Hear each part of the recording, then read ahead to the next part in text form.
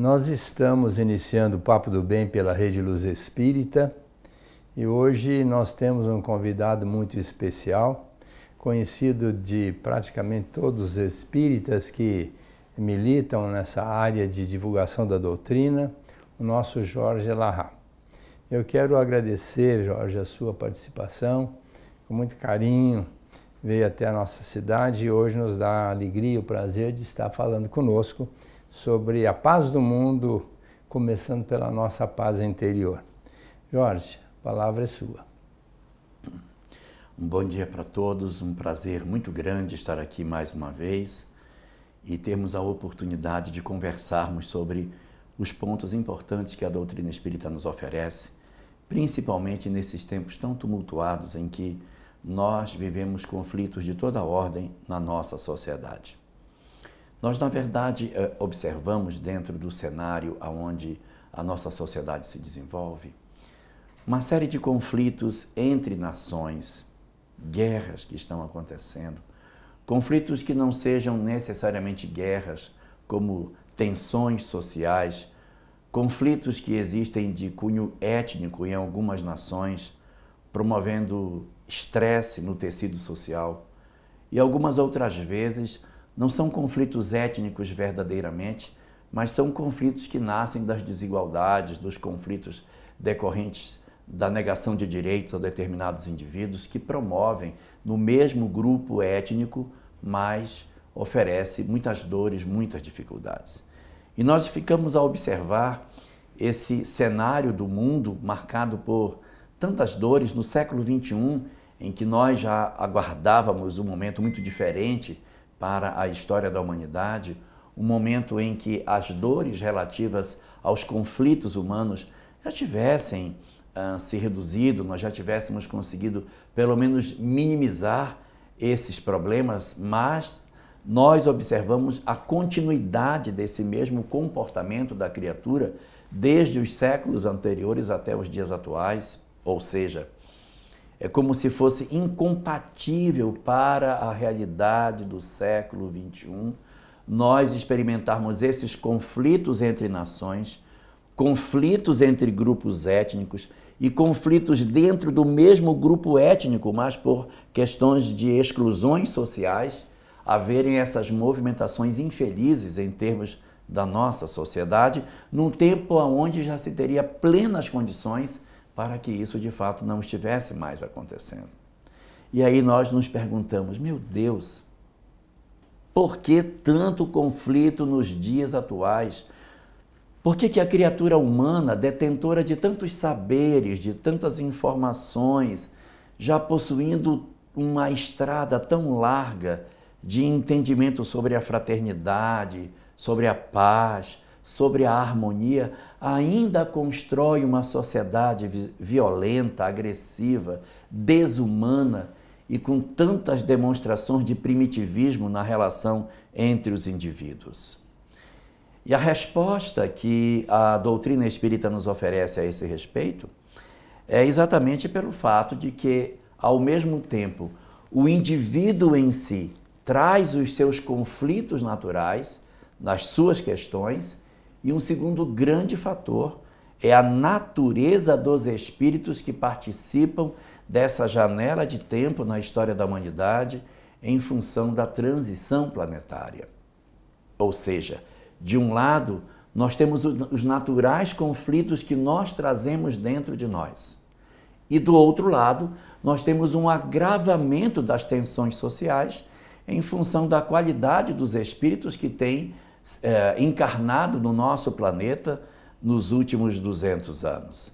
Tudo isso tem produzido na nossa história eventos extremamente decepcionantes em termos da paz mundial. E aí a gente pergunta, por que isso acontece?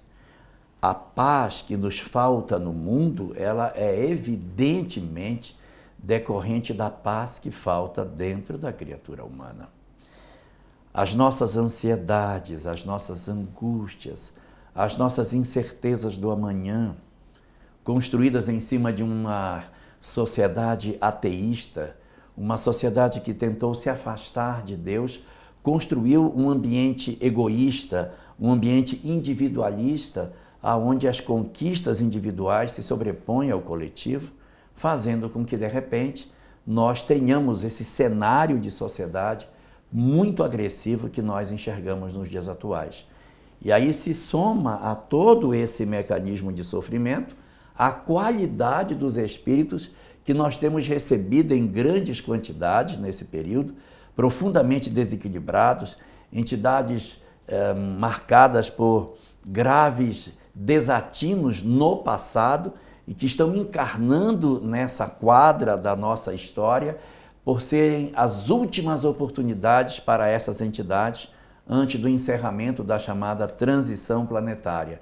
Então, esses dois fatores, eles vão se conjugando, ou seja, eu individualmente já tinha os meus conflitos e a dificuldade de estabelecer um processo de pacificação na sociedade, e agora se soma um segundo fator, que é a chegada desse conjunto de companheiros profundamente marcados pela violência, pelo desamor, que se inserem na nossa sociedade, estimulando a violência, o ódio, o desequilíbrio, seja nas relações diretas, seja pelas redes sociais, empurrando a sociedade para experiências profundamente decepcionantes, numa época em que a gente já esperava que o mundo já não tivesse mais os conflitos que hoje atravessa. Ô Jorge, conforme está no Livro dos Espíritos, 621, a lei divina está na consciência. Então, a indiferença pelo estudo, pelo conhecimento dessa lei também tem contribuído muito pela falta de comportamento equilibrado, adequando-se à lei, para que essa paz seja instituída, não é isso? A gente observa nessa nossa sociedade do nosso momento atual uma mudança muito significativa no momento em que a gente observa que nossa sociedade ela é como se tivesse experimentado uma espécie de fratura nos seus conceitos nos últimos 200 anos. Nós construímos uma sociedade com um padrão de visão no Ocidente, e na medida que esse nosso padrão de visão no Ocidente ele chega no final do século XVIII, início do século XIX, ele sofre uma guinada muito grande na direção da construção dos ideais de negação das questões espirituais. E foi exatamente quando esse fenômeno aconteceu que a gente vai vendo o afastamento do homem da crença em Deus, na espiritualidade, na realidade espiritual, que vai culminar em tudo isso que você está comentando. Ou seja, quando a gente se afasta de Deus, nós naturalmente nos afastamos de sua lei. Então, como eu me afasto da lei de Deus, tudo para mim passa a ser válido. Existe uma frase de Paulo de Tarso, na carta aos Coríntios, em que ele diz: tudo me é lícito, mas nem tudo me convém. Numa sociedade sem Deus, tudo me é lícito porque tudo me convém. Então não há limites, não há freios, não há por que não fazer. Então nós encontramos indivíduos marcados por todos os excessos de conduta pela inexistência da crença sobre um Criador e sobre sua lei.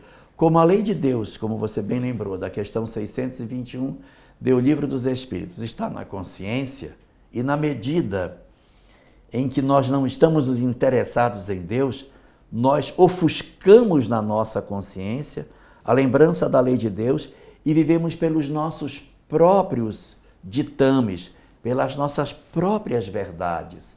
E aí nós criamos um código de conduta que nada tem a ver com o código de conduta que Deus estabeleceu para as criaturas. Então não é de se admirar, como diz Kardec no comentário da questão 683 de O Livro dos Espíritos, não é de se admirar o que a gente enxerga na sociedade hoje de desequilíbrios de toda a ordem que acontecem pela falta de uma visão mais organizada do sentido da vida. E aí a nossa sociedade acaba tendo esse conjunto de experiências profundamente desequilibradas do agora. Resultado do quê? De uma negação da existência de Deus e do Espírito e, consequentemente, um afastamento da lei de Deus, gerando a sociedade desorganizada, doente e caótica que nós enfrentamos nos dias atuais.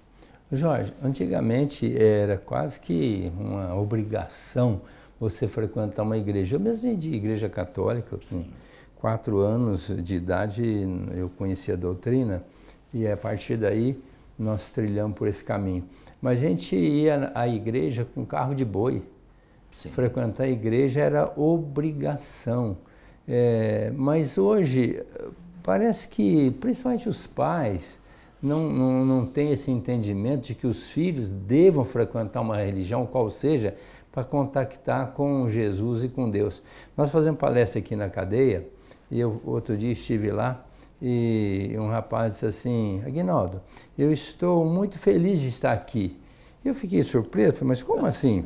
É porque aqui eu ouvi falar de Jesus.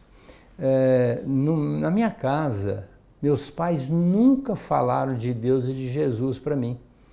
E aqui eu estou ouvindo falar de Jesus e de Deus, por isso estou feliz de estar aqui. Então eu vejo hoje, eu estou falando pela minha própria família, a gente insiste, frequenta uma casa, leva as crianças, mas o mundo lá fora de esporte, de prazeres, de alegrias, não dá essa disciplina, essa responsabilidade de levar o filho, e ele é criado depois, um dia ele procura o caminho. Isso também tem sido um problema muito grande na formação personalística dessas pessoas, não? Esse processo de construção da sociedade que hoje a gente vive, ele é um processo histórico, ele não nasceu agora. Então, nós já estamos há algum tempo, desde um período bastante grande, são mais de 200 anos, em que a gente veio mudando o paradigma de comportamento da criatura diante da religião. Porque no passado, a religião era quem ditava as normas da nossa sociedade. E nós fomos lentamente promovendo um afastamento pelo entendimento que a religião era castradora, que a religião ela era hipócrita, que a religião havia muita mentira, que a religião era um instrumento de dominação. Tudo isso é verdade. Tudo isso é verdade. Mas isso não é o que a espiritualidade do homem lhe dá. Então nós tentamos tirar a religião e nós arrancamos junto com isso todas as perspectivas de espiritualidade. Se nós não quiséssemos a religião, era até um direito dizer assim, não, a religião pode ser problemática, mas a espiritualidade nunca seria. Então nós quisemos negar. Hoje existe uma tentativa sistemática de negar aquilo que é espiritual. O professor Severino Celestino, por exemplo, ele, no ano de 2006, ele fez uma viagem à cidade de Pompeia. E ele, lendo o livro há 2000 anos, ele viu que havia lá uma informação de que Públio Lentulus tinha uma casa na cidade de Pompeia. Então ele perguntou para o guia se existia alguma casa em nome de algum senador romano, alguma coisa. E o guia disse, tem. Recentemente, nas escavações que foram feitas, se descobriu uma parte da cidade que estava coberta pelas lavas e nós encontramos uma casa que chama Domus Cornelia, que pertenceu a um senador, e o nome dele era Públio Lentulus Cornelius. Chama Domus Cornelia. Ela pertenceu a um senador romano. O senhor pode nos levar lá, que eu queria ver se, olha, não está no roteiro. Eu posso lhe dizer, quando a gente passar na rua, qual é a rua que é. Aí o senhor entra, vai lá e localiza. Não é difícil, ela tem identificação na porta. E aí ele foi. Juntou mais uns amigos que estavam na expedição. Quando chegou na rua, o guia disse, olha, é aqui. Ele entrou na rua, saiu andando, achou a casa, bateu foto de todos os lados, Domus Cornelia, fez todas as coisas, voltou para o Brasil empolgadíssimo e disse, eu vou escrever um artigo científico. A realidade histórica na obra mediúnica de Chico Xavier, em que ele juntou o livro, juntou as fotos, mostrou que quando a obra foi escrita em 1940, Chico não poderia ter informações desse tipo, até porque ninguém sabia que tinha uma Domus Cornelia na cidade de Pompeia naquela época. E ali ele traz as evidências históricas, junta todo o acervo fotográfico da viagem e publica o artigo científico e submete a uma revista de ciência para falar sobre esse aspecto. Até hoje não foi publicado. Nossa, que pena. Se fosse um artigo para discutir a validade da mediunidade, teria sido publicado na hora. Então, a academia ela tem um viés virado para a questão da materialidade. Assuntos de interesse espiritual não têm a mesma importância em termos de publicação. Só que hoje, atualmente, a gente está tendo uma certa mudança, né, recente, com as experiências de quase morte, que os cientistas estão concluindo a continuidade da vida. Então, começa a academia a fazer os primeiros movimentos nesse sentido. Mas a gente vem de uma onda muito longa de negação de tudo que é o espiritual e de ridicularização da fé, de deboche de tudo aquilo que é espiritual. Então não é de se estranhar que a juventude tenha constrangimento de dizer que tem uma fé, que as famílias, mesmo os pais que recentemente foram jovens, se sintam constrangidos de dizer que priorizam na mão dos filhos algum tipo de conceito religioso. Então, a nossa sociedade, ela passou por um período de ressignificação do sentido da fé, em que se procurou destruir tudo isso. E qual foi o resultado? O resultado foi que o afastamento da criatura humana de Deus resultou numa sensação de falta de propósito para a vida. Crise existencial hoje. Vazio existencial, aumento da depressão, aumento das taxas de suicídio, angústia, ansiedade, automutilação, desajustes de toda a ordem, as pessoas começam e não terminam. Separação, exato, o enfraquecimento das relações familiares. Todo esse acervo de comportamento está ligado no quê? No afastamento do homem com relação à espiritualidade.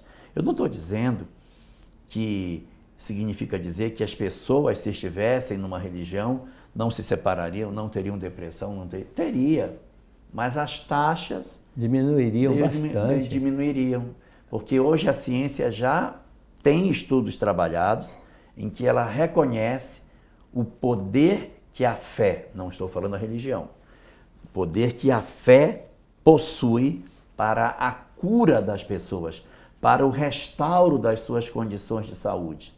As substâncias que o organismo precisa para manter a sua saúde física, ela acaba sendo muito afetada pelo comportamento do ser humano. Então, há alguns neurotransmissores que nós produzimos e que promovem o equilíbrio da produção dos hormônios necessários à manutenção do nosso equilíbrio emocional, que eles são profundamente afetados pela nossa crença. Quando eu não tenho fé em Deus, eu tenho uma desesperança, uma tristeza, uma sensação de abandono, e isso acaba refletindo na minha própria condição de saúde emocional.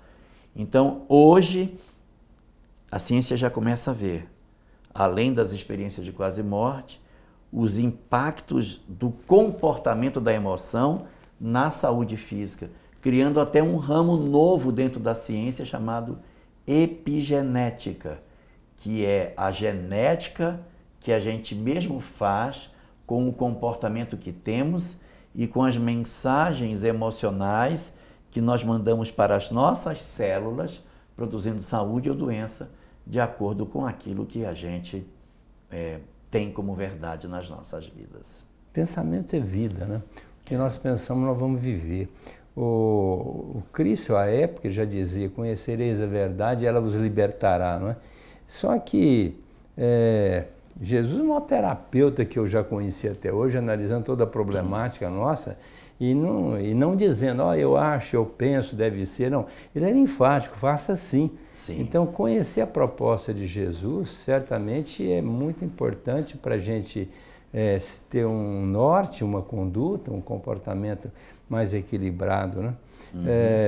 E hoje, praticamente, com a doutrina espírita chegando aí com o Livro dos Espíritos, toda a obra de Kardec, vai abrir um horizonte muito grande para as pessoas se embasarem e ter a fé. No livro Consolador 354, o Emmanuel coloca que a fé, ela não é dizer eu creio, eu sei, né? Sim. Então, do momento que você estuda a doutrina, você alarga seu horizonte e passa a dizer, eu sei, né? Não creio. Eu creio em Jesus, eu creio em Deus, mas não significa muita coisa você acreditar. Mas quando você passa a dizer, eu sei o que ele significa na nossa vida, principalmente Jesus, que veio com a proposta de nos libertar, dizendo, eu vim para que tenhais vida e vida em abundância. Se o pessoal entendesse essa proposta, estaria estudando profundamente a proposta crística e se libertaria de tantas mazelas, não é, Jorge? Nós temos inclusive uma série de obras publicada por Joana de Ângeles, chamada Série Psicológica. São 16 volumes e o primeiro desses volumes foi produzido em 1989. A obra se chama Jesus e Atualidade. Essa obra, ela vem mostrar exatamente isso, Aguinaldo. Vem mostrar para nós que na nossa leitura do quem seja Jesus, nós já fizemos várias apresentações. Ele já foi o Messias, já foi o Mestre, já foi o Senhor, já foi o Filho de Deus, já foi o próprio Deus, ele já foi um monte de coisa. E Joana vem apresentar uma face diferente de Jesus, que é essa que você estava colocando. Jesus, o terapeuta divino. Nessa obra que abre a série psicológica, ela faz 20 capítulos em que ela pega 20 problemas da atualidade, violência, desamor, depressão, ansiedade, conflitos existenciais, e ela vai pegando cada um desses e buscando no Evangelho a frase de Jesus que mostra que ele agiu como um terapeuta quando ele trouxe determinados ensinamentos mostrando Jesus e atualidade a mensagem de Jesus é absolutamente atual. Está aqui. O que ele disse é a resposta para esses problemas de hoje. O que fazer? Isso.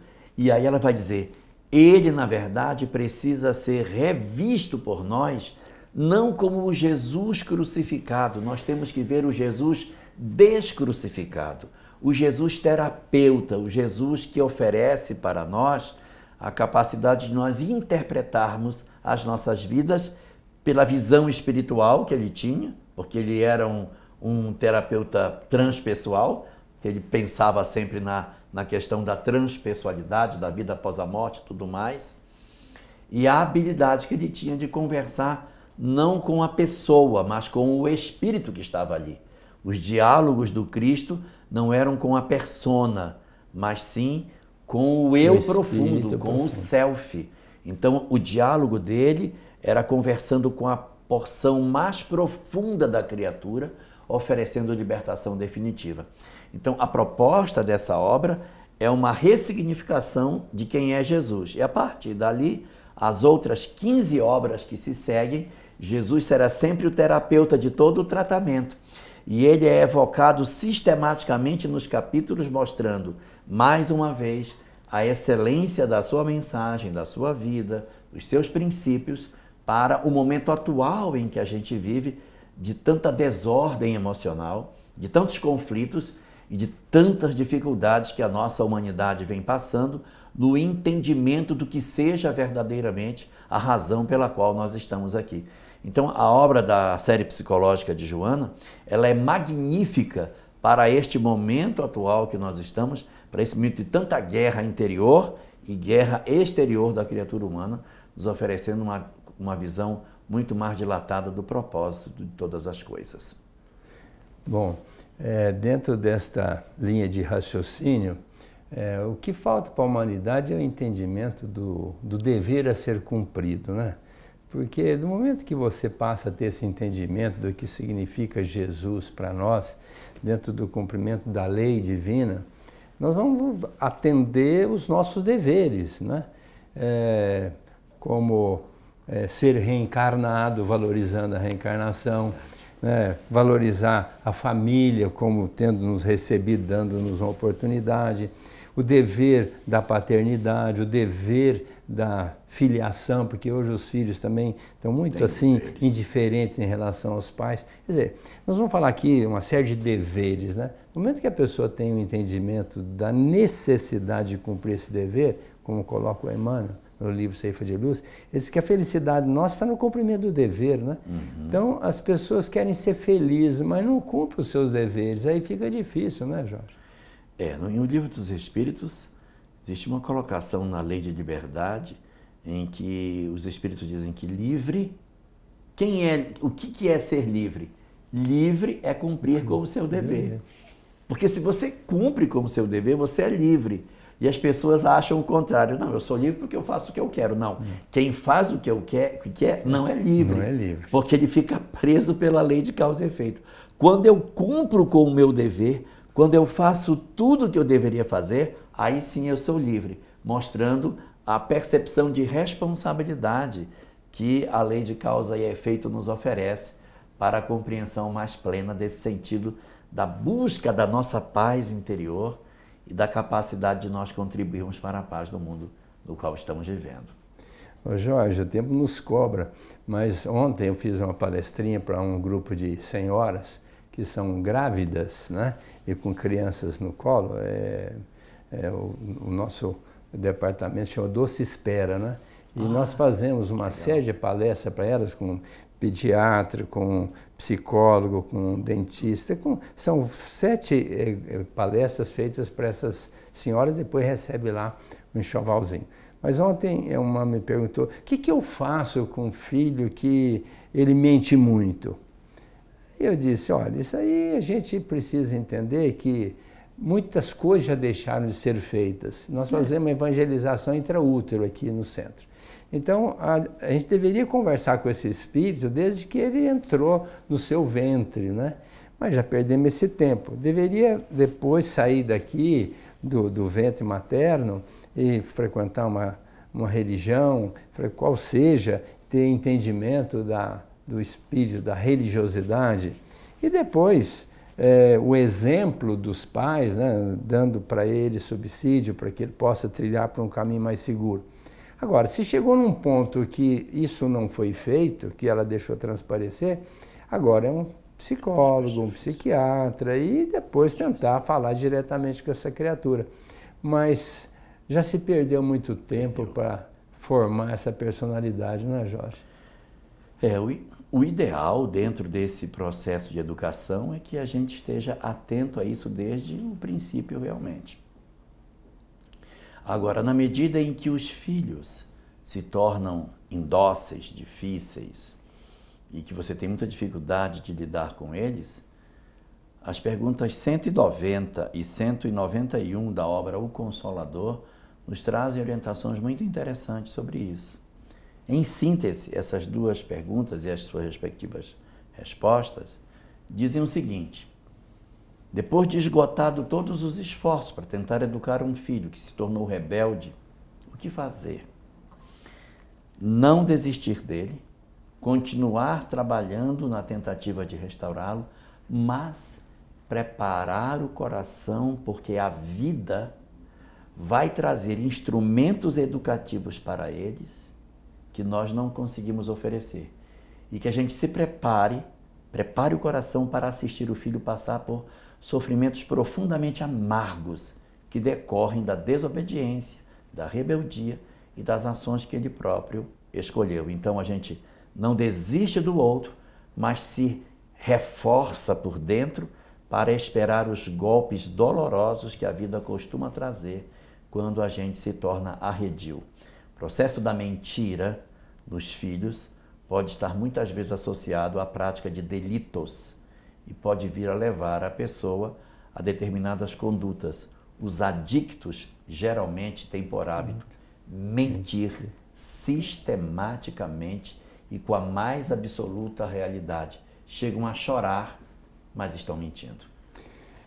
Que pena, o tempo nos cobra. Eu quero te agradecer muito, Jorge, foi muito importante a sua vinda ao nosso programa, agradeço de coração e convidá-los para a semana que vem estarmos aqui novamente com o novo Papo do Bem pela Rede Luz Espírita. Um grande abraço a todos.